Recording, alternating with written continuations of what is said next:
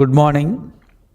This is doctor Noksan Balaji, Telugu Desam party జాతీయ ఉపాధ్యక్షులు మరియు Andhra Pradesh tourism development corporation chairman.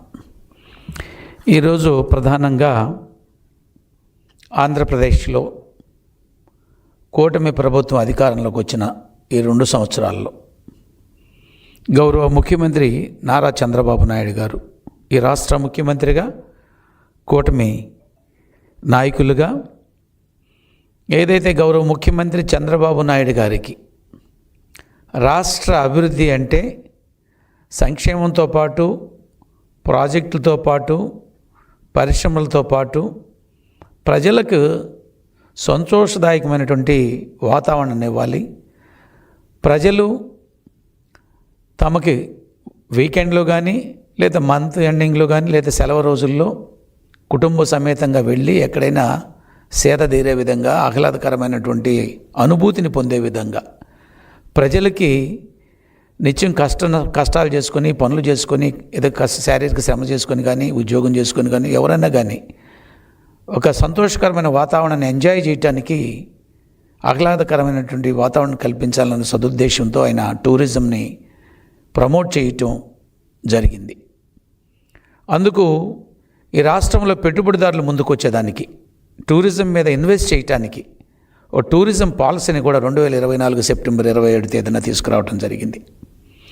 దాని ద్వారా ఇవాళ టూరిజంలో ఎంతోమంది ఔత్సాహికులు ఇన్వెస్ట్ చేయటానికి టూరిజంలో ముందుకు రావటం, దాని ద్వారా వైజాగ్లో జరిగినటువంటి కాన్ఫెడరేషన్ ఆఫ్ ఇండియన్ ఇండస్ట్రీ సమ్మిట్లో 19,400 కోట్ల రూపాయలకి పెట్టుబడులు పెట్టేదానికి ఒక MOUలు చేసుకోవడం జరిగింది.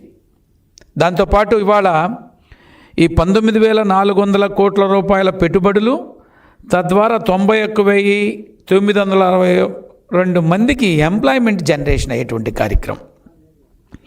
మరి దానిలో భాగంగా వాళ్ళ రాష్ట్రంలో ఏదైతే మనం 19,400 కోట్ల రూపాయలు MOUలు చూసుకున్నామో, 91,962 మందికి ఎంప్లాయ్మెంట్ జనరేషన్ అవుతుంది అనుకున్నాము.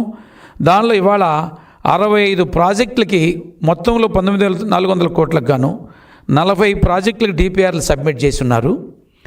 18 projects already approved by the SIB state investment promotion board ద్వారా 18 ప్రాజెక్టులు అనుమతులు మంజూరు చేయడం జరిగింది.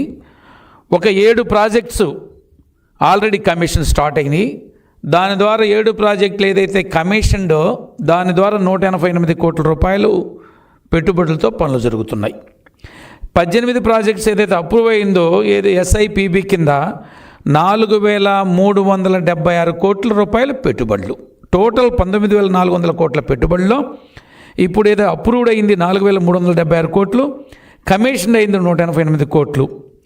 దాని ద్వారా ఇవాళ రాష్ట్రంలో టూరిజం ప్రమోషన్ అద్భుతంగా జరుగుతుంది.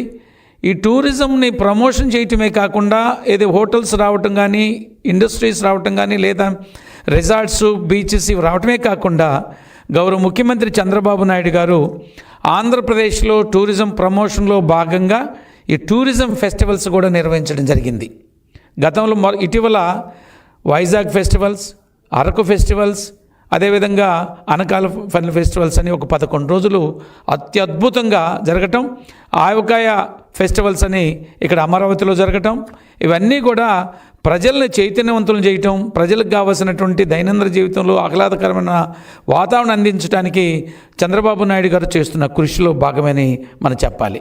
కాకపోతే 1924 మధ్య ఏదైతే చంద్రబాబు నాయుడు ఉమ్మడి ఆంధ్రప్రదేశ్లో టూరిజం ప్రమోషన్ని, టూరిజం డెవలప్మెంట్ అంత ముందుకు తీసుకొచ్చారో, 1924 మధ్య వచ్చినటువంటి ఈ యొక్క రాక్షస ప్రభుత్వం ఏదైతే ఉందో, జగన్మోహన్ రెడ్డి గారి నాయకత్వంలో రాక్షస ప్రభుత్వం, అన్ని విధ్వంసాలే.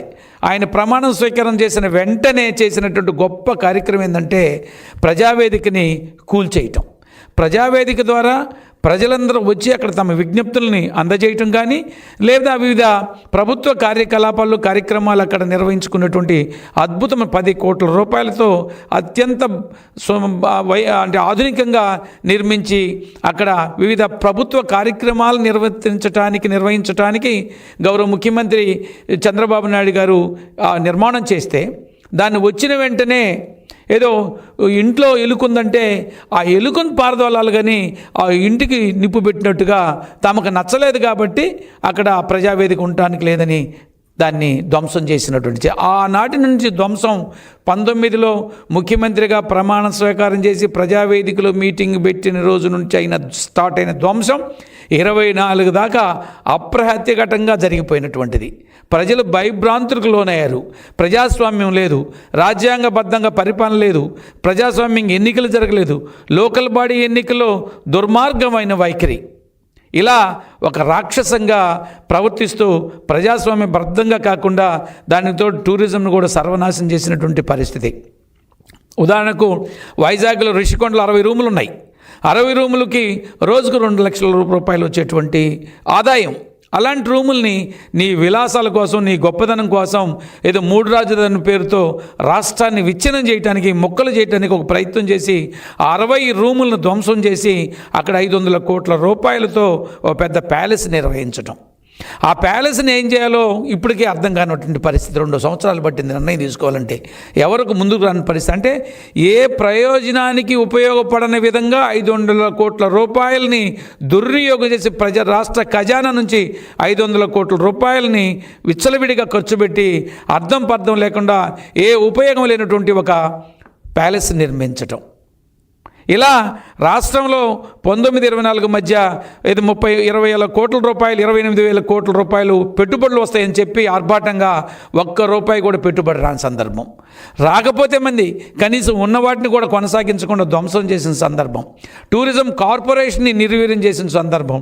టూరిజంని రాష్ట్రంలో టూరిజమే లేకుండా పోయిన సందర్భం. ఎక్కడ ప్రజలు కూడా టూరిజం ఉంది అనే మాటనే మర్చిపోయే విధంగా తెచ్చినటువంటి గత ప్రభుత్వం జగన్మోహన్ రెడ్డి గారి యొక్క వికృత చేష్టలకి, ఒక పరాకాష్ఠకి నిదర్శనంగా టూరిజం అవశేషాలుగా మిగిలిపోయిన పరిస్థితి. ఇవన్నీ అర్థం చేసుకున్నటువంటి గౌరవ ముఖ్యమంత్రి చంద్రబాబు నాయుడు అధికారంలోకి వచ్చిన తర్వాత 2024 అద్భుతమైన టూరిజం పాలసీ తీసుకొచ్చి ఈరోజు టూరిజం పాలసీ ద్వారా అనేక ఇన్సెంటివ్స్, క్యాపిటల్ సబ్సిడీ కానీ, పవర్ ఎగ్జంప్షన్ కానీ, జిఎస్టీ, స్టేట్ జిఎస్టీ మినహాయింపులు కానీ, ల్యాండ్ కన్వర్షన్ ఛార్జెస్ లేకుండా చేయటము, ల్యాండ్ రిజిస్ట్రేషన్ ఛార్జెస్ కూడా ప్రభుత్వమే భరించే విధంగా అనేక రాయితీలతో ఇవాళ ఇన్వెస్టర్స్ ఈ రాష్ట్రంలో పెట్టుబడులు పెట్టడానికి అత్యంత ఉత్సాహంతో, ఎందుకంటే ease of doing, speed of doing business యాక్టివిటీస్ని కూడా ప్రమోట్ చేస్తూ వాళ్ళకి ఇన్వెస్టర్స్కి ఎలా అత్యంత పారదర్శకంగా, అత్యంత వేగవంతంగా వాళ్ళు పెట్టుబడులు పెట్టడానికి ముందుకు వస్తే వాళ్ళకి కావాల్సినటువంటి పర్మిషన్లు ఇవ్వడానికి ఈ రాష్ట్ర ప్రభుత్వం ఏ విధంగా పనిచేస్తుందనేది కూడా మనం చూస్తూ ఉన్నాం.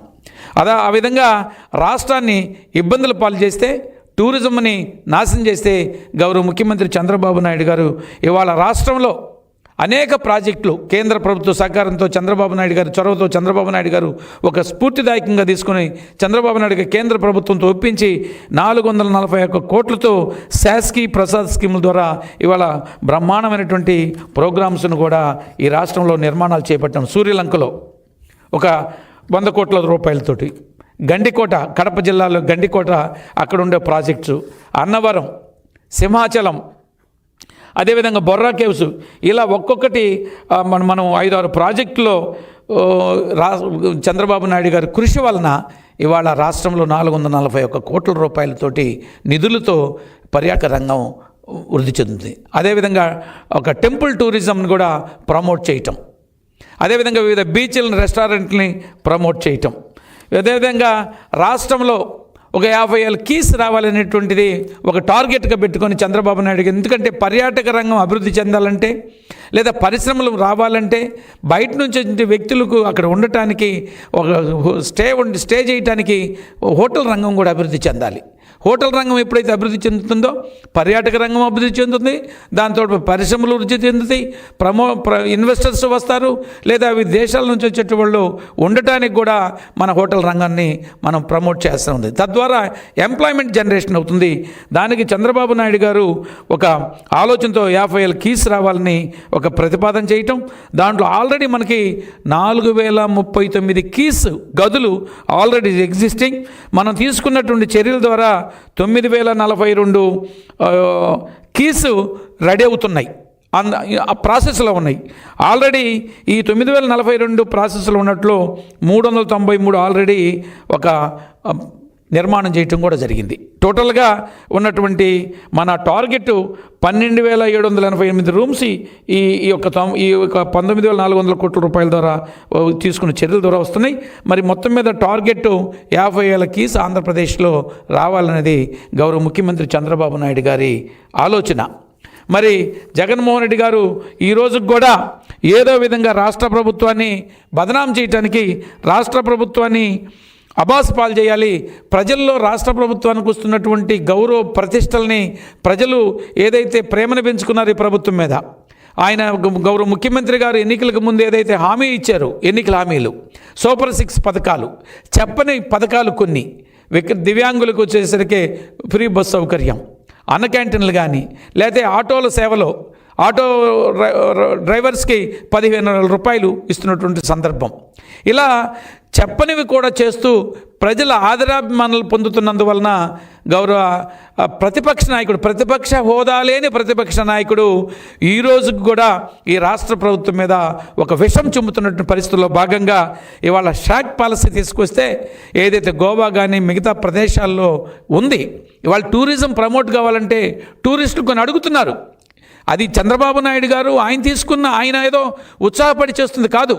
పర్యాటకులు ఏం కోరుకుంటున్నారు, పర్యాటకం అభివృద్ధి చెందాలంటే ఏంటి, రాష్ట్రం పర్యాటకం ద్వారా రాష్ట్రాన్ని అభివృద్ధి చేసుకోవాలంటే ఏం చేయాలనేటువంటి ఆలోచనతో పర్యాటకుల ఆకాంక్షల మేరకు వివిధ వర్గాల నుంచి వచ్చిన విజ్ఞప్తుల మేరకు ఇలా షాక్ పాలసీని కూడా తీసుకోవడం, దానిలో భాగంగా ఋషికొండలో కానీ 2 సూర్యలంకలో ఈ షాక్స్ని డెవలప్ చేయాలి, అక్కడ కూడా కొన్ని బీరు అది ఇవ్వటం అవసరమైనటువంటి గుర్తించి గవర్నమెంట్ ఒక జీవో కూడా ఇవ్వటం జరిగింది. దీన్ని ఏదో తప్పు జరుగుతున్నట్టు, లేదా ఏదో ప్రజల్ని అన్యాయం చేస్తున్నట్టు, ప్రజల్ని మత్తులో దింపినట్టు ప్రచారం చేయటం. నీ హయాంలో గంజాయి విచ్చలవిడిగా నడిచిందా లేదా?